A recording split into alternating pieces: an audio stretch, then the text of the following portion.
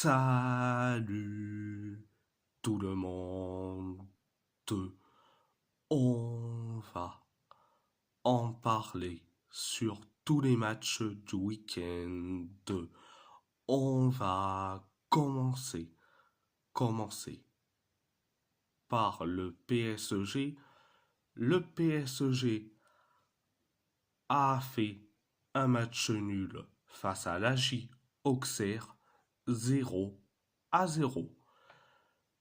Le match en général, ça a été d'une catastrophisme à l'état pur.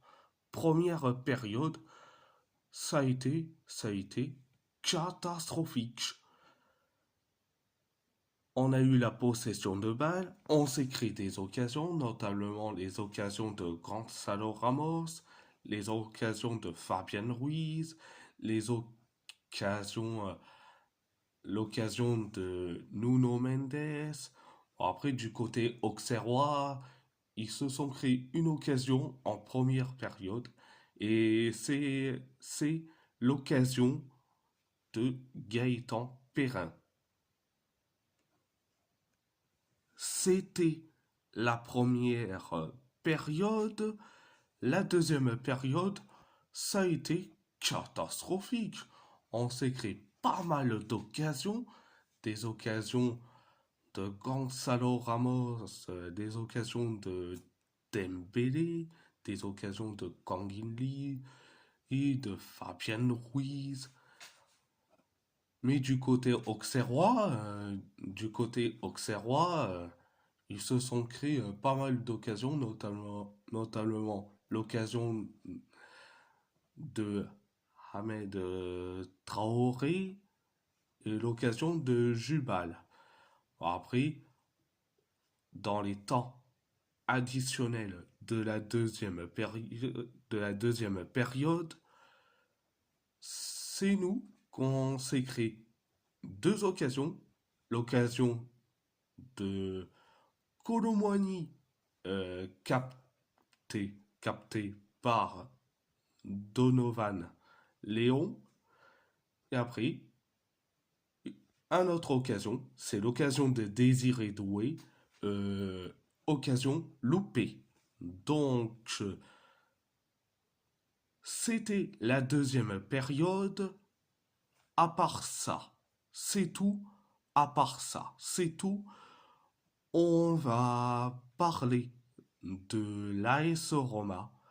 L'AS Roma a gagné face à l'US Lecce 4-1. Un but d'Alexis Salemakers, un but de Gianluca Mancini, un but de Nicolo Pizzilli, un but de Manu Kone pour la Roma.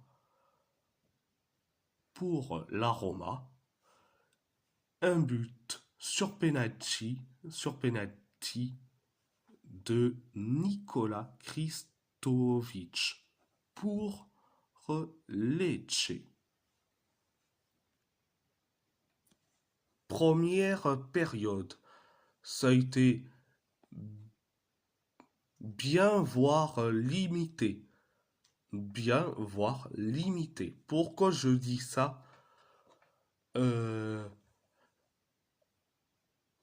on a eu un seule occasion, c'était l'occasion de Paolo Dybala euh, qui a été loupée jusqu'à que on inscrit le but du 1-0. C'était le but d'Alexis Salemakers. Résultat 1-0. Après le 1-0, on s'est créé pas mal d'occasions, notamment les occasions de Salemakers, l'occasion de El Sharawi, notablement. Et après, Saoud Abdulhamid, euh, il fait une faute sur un joueur de l'US Lecce, résultat, penalty pour Lecce, et c'est Kristovic qui inscrit le but de l'égalisation, résultat un partout, donc, euh, c'était la première période. La deuxième période, ça a été meilleur. On s'est créé quelques occasions jusqu'à que Gianluca Mancini marque le but du 2-1.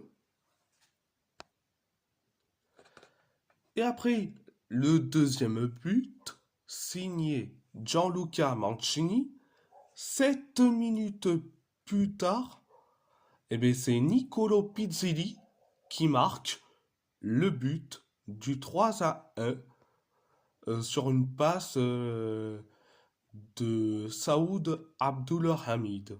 Donc, résultat 3-1. Et après le 3-1, on s'est créé pas mal d'occasions, des occasions certes soit loupées, soit cadrées,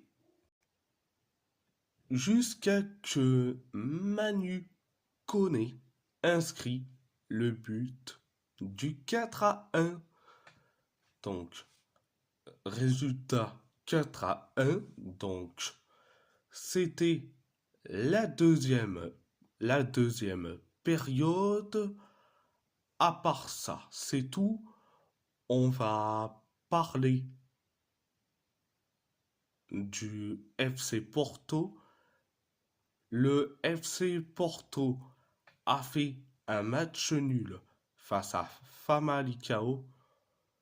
Un partout, un but d'Oscar Aranda pour Famalicão,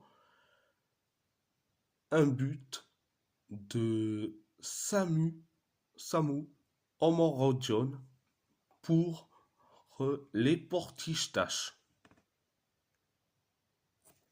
Première période. Catastrophique.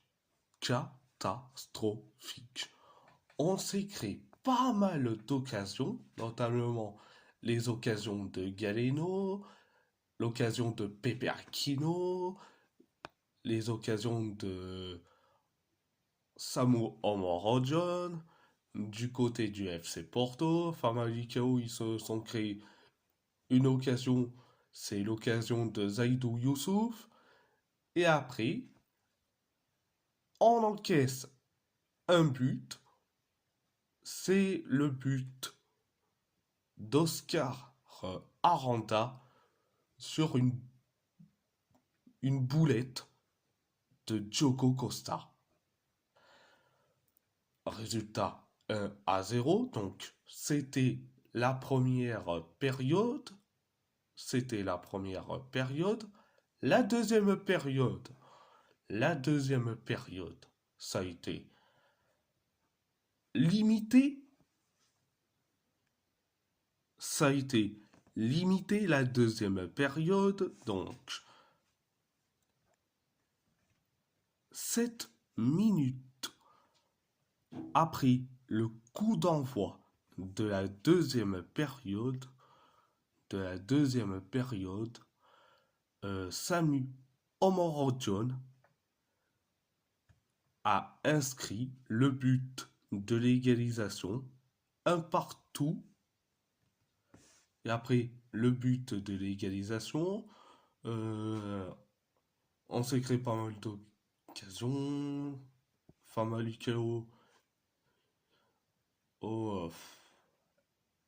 ils étaient fantomatiques jusqu'à que Pepe Aquino fasse une faute de main, carrément, une faute de main. Résultat, penalty pour Famalicão et Oscar Aranda qui loupe le penalty. capté par Diogo Costa. Et après, et après, et après, le FC Porto s'est créé quelques occasions, pas plus. Donc, c'était la deuxième période. À part ça, c'est tout. On va parler de Galatasaray. Galatasaray a gagné face à Sivasspor 3-2. Un but de Gary Rodriguez et un but de Bekir Bokeh pour Sivasspor.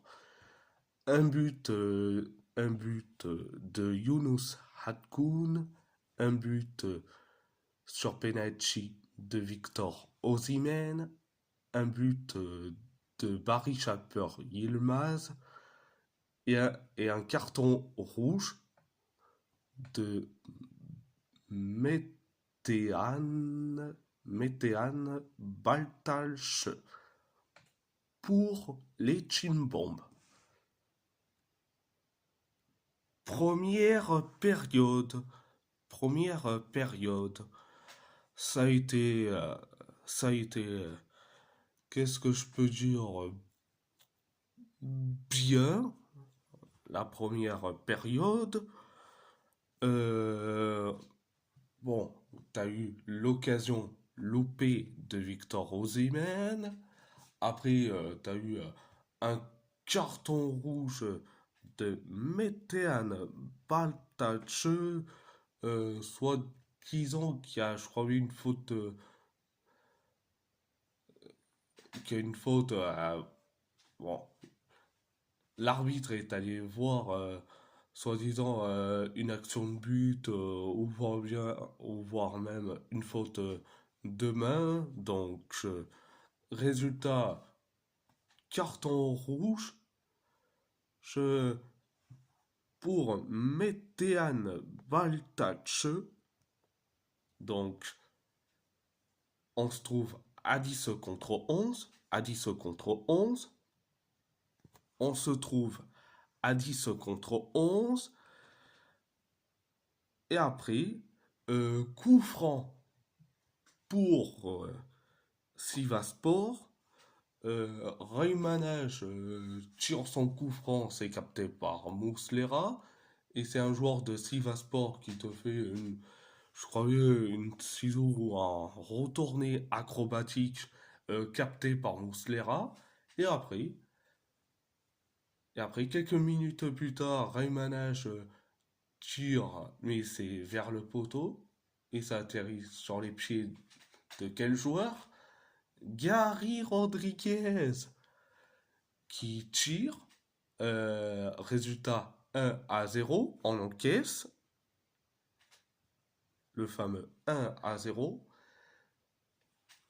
Donc, résultat, après le 1-0, Sivasspor, s'est créé quelques occasions. Pareil pour nous, on s'est créé aussi quelques occasions jusqu'à que Yunus, Yunus Hatkoun marque le but de l'égalisation, un partout.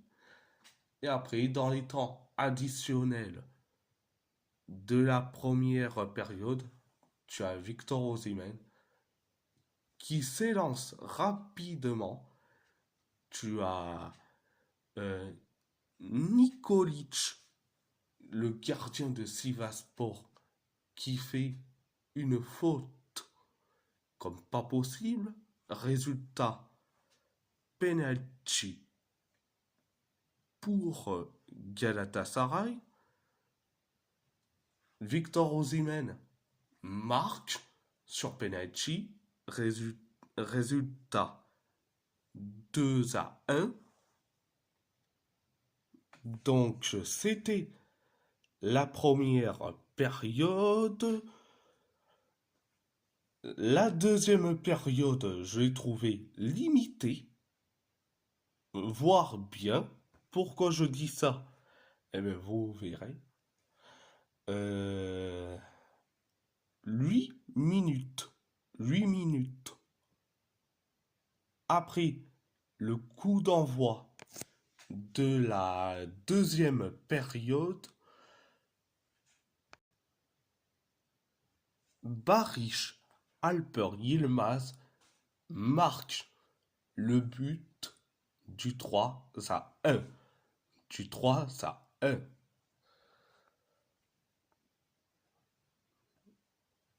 Et après le 3-1, signé Barış Alper Yılmaz, euh, on s'est créé pas mal d'occasions comme pas possible.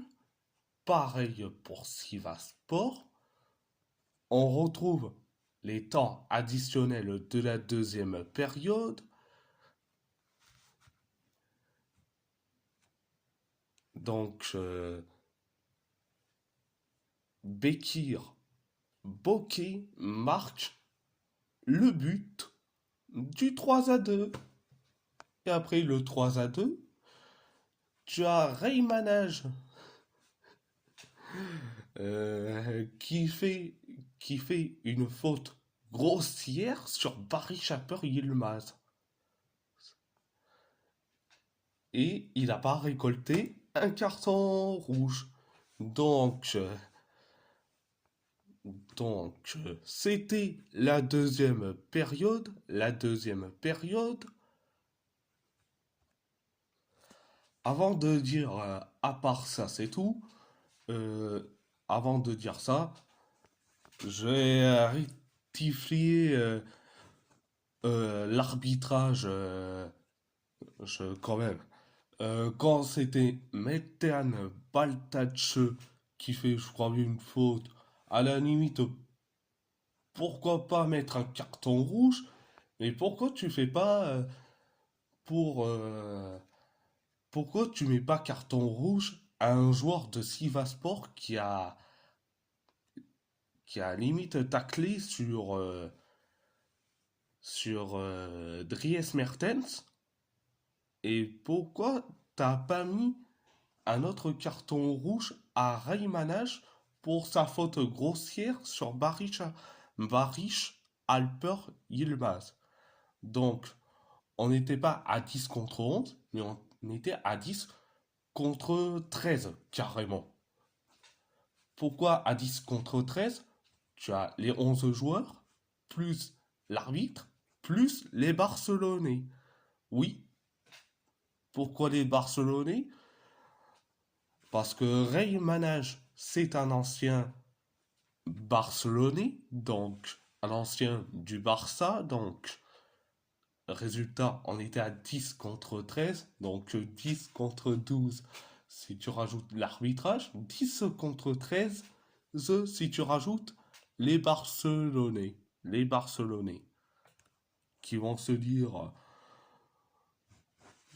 ouais, qu'est-ce que tu nous mets là-dedans quand même? Mais bon, c'était votre ancien joueur, mais bon, quand même. Donc, à part ça, c'est tout. On va parler de l'Athletic Bilbao qui a gagné face à Villarreal 2-0. Un but, un but d'Aitor Paredes et un but d'Iñaki Williams. Première période, ça a été bien.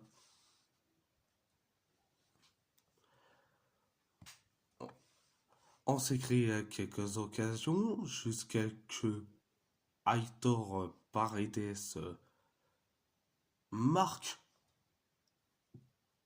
un but, sur coup franc, des résultats 1-0. Et après, le 1-0 signé Aitor Paredes. Euh, euh, Villarreal s'est créé quelques occasions. notablement le but de Pape Gay, mais refusé. Pourquoi? Vous allez me dire, et parce qu'il y a eu hors-jeu, hors-jeu, donc il y a eu donc hors-jeu et après, bon, nous on s'est créé pas mal d'occasions, notamment les occasions d'Iñaki Williams et les occasions de Berenguer.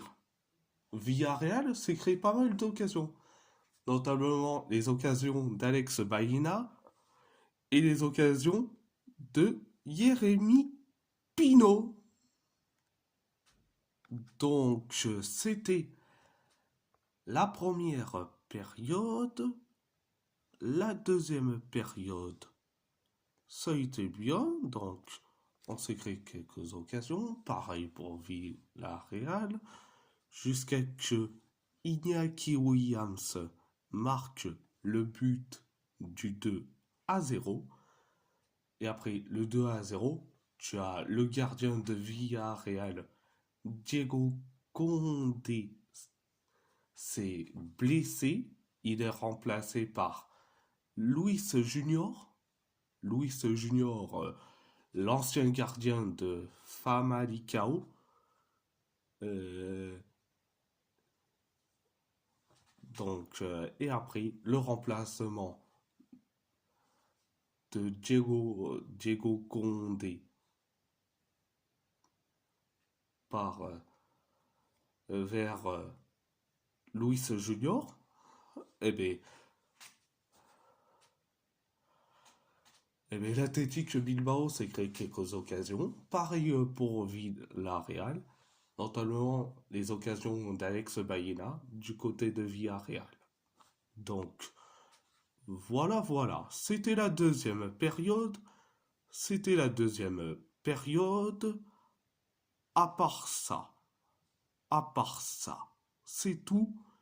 Et si la vidéo vous plaît, abonnez-vous à ma chaîne YouTube, likez, commentez si vous avez envie ou pas, c'est votre choix.